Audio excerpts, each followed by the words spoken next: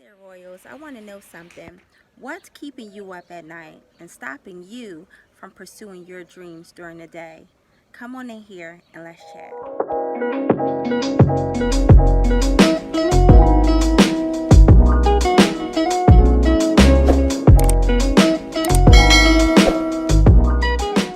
Hey, you guys. Happy Wednesday and welcome to my channel. So, today I want to talk about fear and how fear paralyzes us and keep us from moving forward. I hope that you all are doing well and having a wonderful and amazing Wednesday. But I really have a scripture in mind, and the scripture is for God has not given us the spirit of fear, but of power, love, and a sound mind. And that's in 2 Timothy 1 and 7. And so when you think about fear, you think about, this unknown thing, which we know as false evidence appearing real. We know that it's this unknown, unseen thing that paralyzes us and grips us, in the state of, I should say paralyzation, where we're unable to move forward. And it's not even just physically, it really starts in the mindset mentally, and then it starts to manifest in the physical where we're unable to move. And so I want to talk about how God does not give us a spirit of fear, but of power over our minds, power over our thoughts, power over, being able to control and manage our thoughts, our actions, our emotions. We can't control every experience that we have throughout our day. However, we can definitely manage our emotions, manage our thoughts, and how we deal in circumstances and things that come up against us.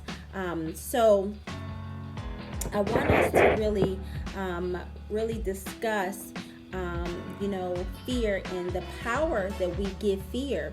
And, going back to scripture where God says that he gives us power, love. Love is really the opposite of fear, because fear is torment. All right. So if you're being tormented, then that is not from a place of love. So he gives us love and a sound mind. A sound mind is that I have peace of mind, that my mind is centered and settled and focused and grounded and unwavering. So we have to walk in power, love, and a sound mind in every area of our lives. Now let's think about what gives us the most fear in our lives. Some people would say that it's our health and the concern for, our health and well-being.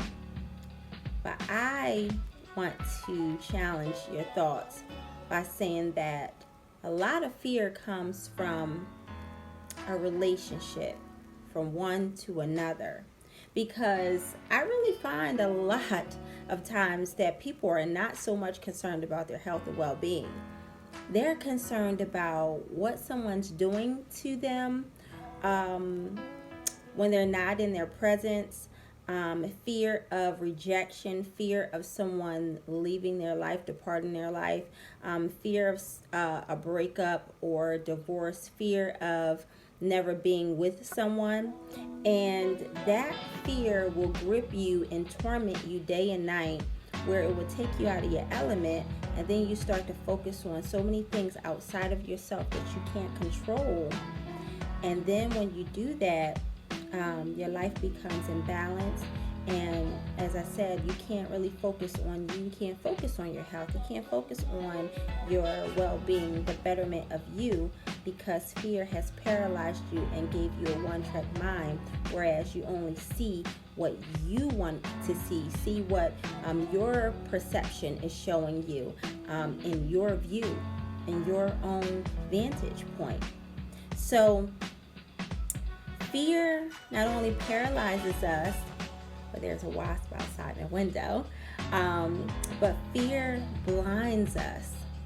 Fear gives us this false evidence that appears to be real, but it's really not. And so we have to really manage our thoughts and manage how we deal with things and manage our emotions and how we express things, right? Even manage our actions, how we execute and how we handle pressures and handle conflict and handle challenges in our lives. So I want to encourage you to take back power in your mind and do not be controlled by your thoughts, right? But rather control your thoughts. So in a nutshell, do not let your thoughts control you, but you control your thoughts. There we go. You control your thoughts, and we do have the power to do that.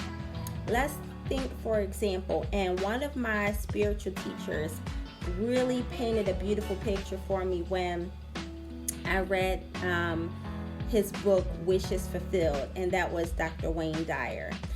Now, when in his book he said, and I can't remember the chapter, but it was thinking about the power of our thought, and he painted a picture where he said that our thoughts fill up a Ferris wheel, so to speak. And a Ferris wheel just spin and spin and spin. And each time, if you think about, you're at a carnival and you're on a Ferris wheel and you're at the top, well, each time you're going to come down and you're going to get closer and closer and closer and closer and closer to the bottom. Then you're going to work your way back up to the top, and then you're going to go back around and go back down to the bottom. Well, he said that our thoughts are spinning like a Ferris wheel. And when it comes down and I guess deposited to us, right, our consciousness, we get to choose our thoughts, whether we receive it or whether we reject it.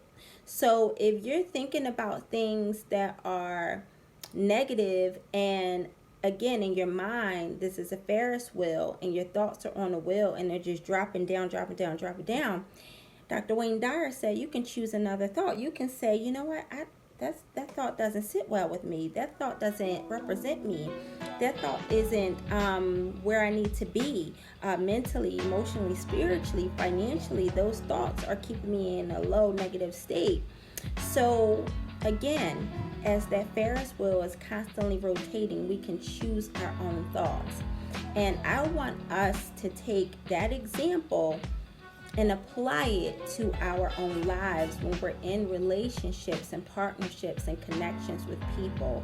If you feel that the relationships no longer serve your highest good, and those relationships keep you in fear, which is torment, and torment is bondage, then you have to really begin to take back your power, love, and a sound mind.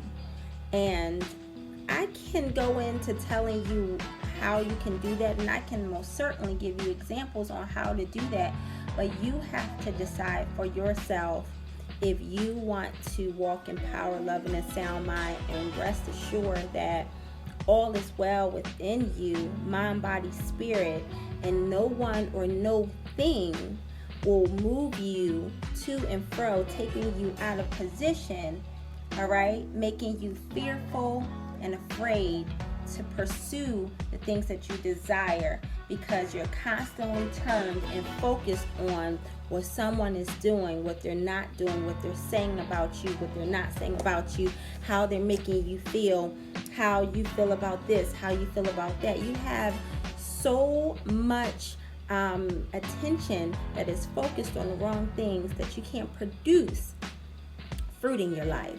And so we will be talking about fruit and how, this is how you produce fruit, and how fruit shows up in your life when you do certain things that align with your faith, your purpose, and so forth. But we'll talk about that in the next couple of weeks. But I want us to really focus on really denouncing fear in our lives.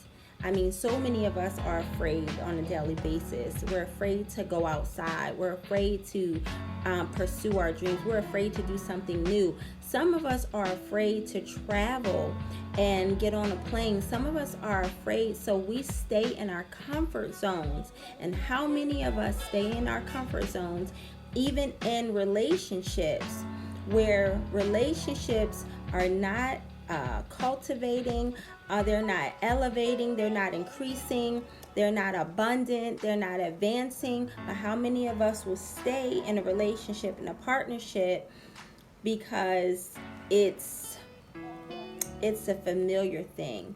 It's kind of sort of comfortable, right? And it's familiar, and it's something that we can always go back to, but we can't grow through. That's good. All right, we stay in things that we can go back to, but we can't grow through. And so I want you today to jot down in your journal, what is keeping you in torment today? What is keeping you afraid to move forward in life and pursue the things that God has called you to? Jot them down. And then begin to process it and understand where that came from. And then once you get the root of where it has come from, you have to do your due diligence to remove it from your life by any means necessary. So I hope that this lesson today, though it's short, I hope that it's profound, and I hope that it is something that will give you a takeaway for you to be able to examine your life and assess your life and see what areas in your life that you have this fear, this torment, this bondage in your life, and begin to break free. I hope the sunlight did not distract from the video, but I am sitting right by my window trying to catch the rays. And so I hope that this message is very helpful to you today. I hope it's something that you can meditate on and something that you can really see within your own self and begin to take the action steps to go on to bigger and better things in your life, increasing your faith, elevating your mind, and rebuilding your temple, mind, body, spirit. All right, let me hear in the comments, what you liked about this video, what you didn't like about this video. And don't forget to subscribe to my channel so that anytime a video drops, you'll turn the little notification on and you will not miss what I have in store for you. This is TC, Tiara Cherie, also known as It's Royalty to You. And I will be back to you with my next video. You all be well. See ya.